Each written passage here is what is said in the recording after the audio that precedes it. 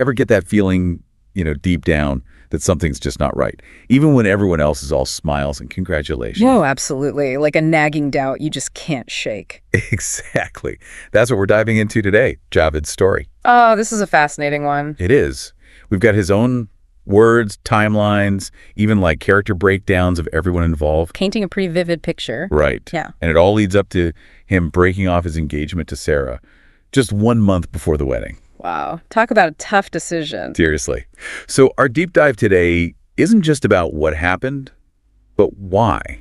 What led to this? We're talking cultural clashes, family dynamics, even financial red flags. All those layers, yeah. To set the scene, we've got Javed, who is of mixed Pakistani and Indian heritage. And Sarah, who is Bangladeshi. Right. And at first, everything seems amazing. They're engaged, excited about the future. The honeymoon phase, totally. And Javed is going all out. He takes out a loan to cover the wedding costs, repaints his entire house, deep cleans everything. He's really putting in the effort, making sure everything is perfect. Totally. Expecting, of course, that Sarah will contribute financially after they're married. So he's thinking partnership, Makes sense. But then things start to get complicated. Well, I'm immediately curious about the cultural differences. Right. It's a beautiful thing to blend traditions and backgrounds, but it can also come with challenges. Definitely. So how might those differences between Pakistan, Indian, and Bangladeshi cultures specifically have played a role? Okay, so in both cultures, family is huge, right?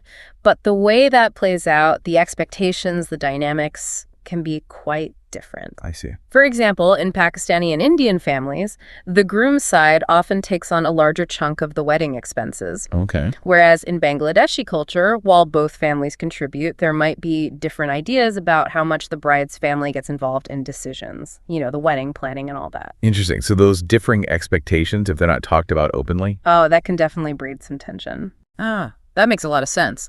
And from what we gather in the source material, Sarah's family is very involved, constantly. Oh, yeah. Very present. Do you think that could have been part of the problem here?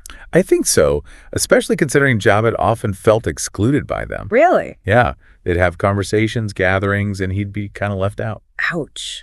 That's gotta hurt. It does. That feeling of isolation, of being the outsider. It can really chip away at a relationship. Yeah, like he's being pushed to the sidelines almost. Exactly. And it brings up a question about power dynamics, Oh, interesting. How so? Well, was Javed maybe being overly accommodating because of cultural expectations, like how a groom should behave? Or was Sarah, maybe not even intentionally, using her family's disapproval to kind of control things? That's a good point. Because, the sources mentioned that Sarah had pretty expensive tastes and wasn't as financially responsible as Javed. Oh, that adds a whole other layer of stress then. Especially with him carrying the weight of the wedding costs. For sure. I mean, financial strain can put a huge strain on any relationship. Absolutely. And when you mix that with feeling isolated, judged. Recipe for disaster. Pretty much. And then comes the visit from Sarah's family, which, let's just say, it wasn't exactly smooth sailing. More like a series of unfortunate events, huh? Seriously. Like right when they arrive, the sink gets blocked. Oh, no. Then Sarah's dad gets locked in the toilet. Oh, come on. I know, right? And to top it all off, Sarah's mom barely touches the vegetarian food Javed's mother had spent days preparing. You have to admit, that's more than just bad luck, right? Definitely seems like there's something else going on. It makes you think, doesn't it? Are we reading too much into this? Or could these incidents be, reflecting that underlying tension? I'm leaning towards reading into it. Yeah. Especially considering what happens next, which is, well, it's the breaking point. It really exposes the cracks in their foundation. Sarah's mom criticizing Javed's house. Yes. So remember, Javed is repainted, deep cleaned, taken on debt for this wedding. And Sarah's mother fixates on a speck of dust. No way. Behind the TV. Seriously, a speck of dust. And she declares the house unclean, unfit for her daughter. Oh, wow. That seems a bit much, given everything. It is. And it's not just about the cleaning, right? It feels like a power play. Totally. Like she's asserting dominance over Javed, and by extension, his family, his culture. Exactly. And it's not just them anymore either. Javed's mother, who had put her heart into preparing for the visit, is so hurt by this criticism that she ends up bedridden for 5 days. Oh, that's awful. It really shows how deeply these things can cut, how much emotional damage these conflicts can inflict. And it leaves Javed in a really tough spot. Pressure from Sarah's family, financial strain, this blatant disrespect. So what does he do? Stay tuned for part 2 of our deep dive to find out. So we left off with Javid in a really difficult position.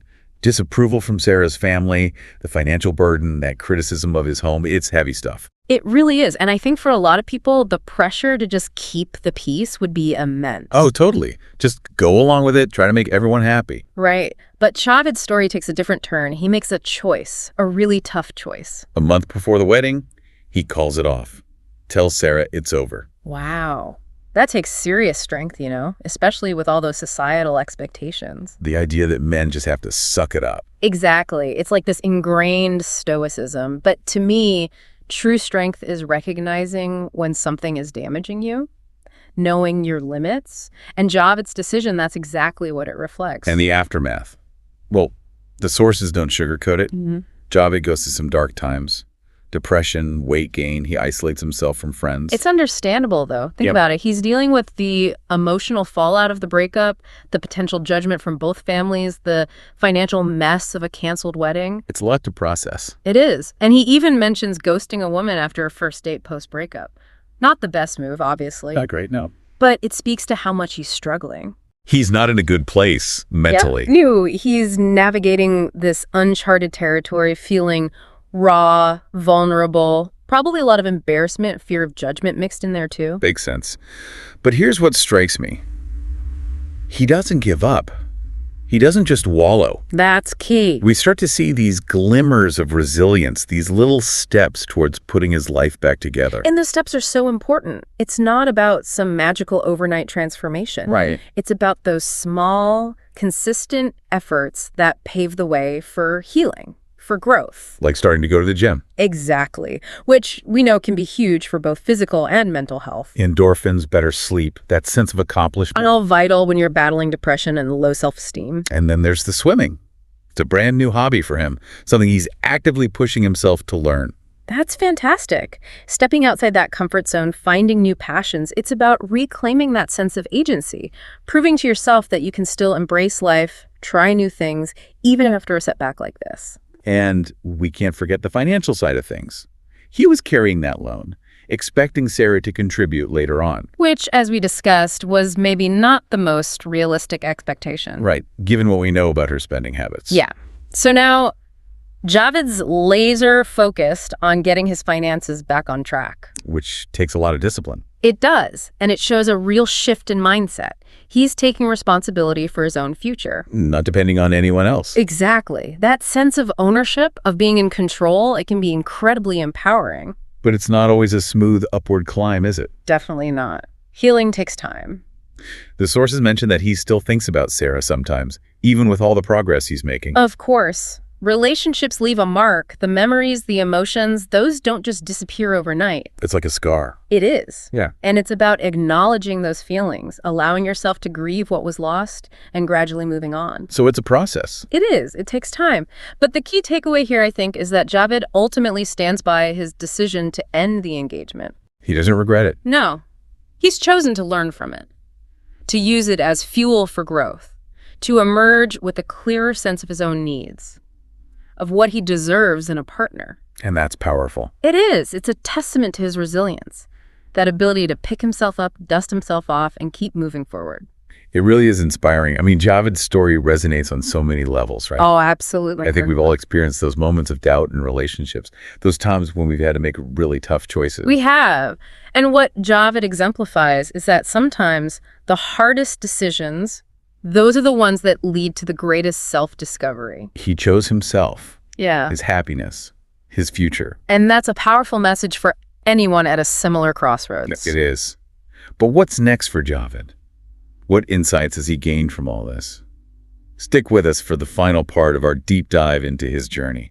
We've been through a lot with Javid, right? We have the ups, the downs, the hope, the heartbreak. It's quite a journey. But beyond all those details, what can we actually learn from his experience? What can we take away for our own lives, our own relationships? Oh, so much. I think the first thing that pops out is recognizing red flags.